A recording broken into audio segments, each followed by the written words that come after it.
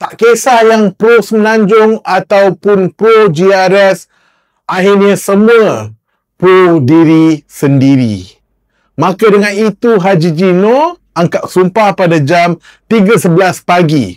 Pub kat KK Waterfront pun dah tutup, tetapi Istana Sabah masih terbuka untuk kerja penting. Di politik Sabah ada dua outcome. Hidup senang sebagai adun kerajaan ataupun pokai sebagai adun pembangkang. Terlalu sinis? Tengok apa yang berlaku selepas hari pengundian.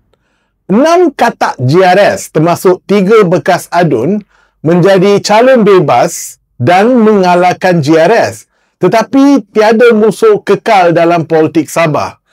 GRS terima mereka kembali dalam gabungan mereka sebagai pembantu menteri.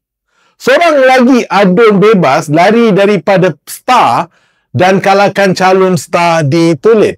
Jude Elron kini bersama gabungan GRS dan seorang pembantu menteri. Manakala Haji G menamakan adun STAR Ishak Ayub sebagai pembantu menteri. Ini pelik bin ajaib. Parti STAR menolak GRS dan presidennya, Jeffrey Kitingan, duduk di bangku pembangkang.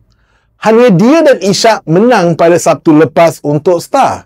Tetapi Ishak yang juga anak buah yang di-Pertua Sabah Musa Aman akan duduk sebagai menteri dan juga mewakili parti pembangkang STAR pada masa yang sama. Dan Kitingan kata okey, itulah Sabah. Semua boleh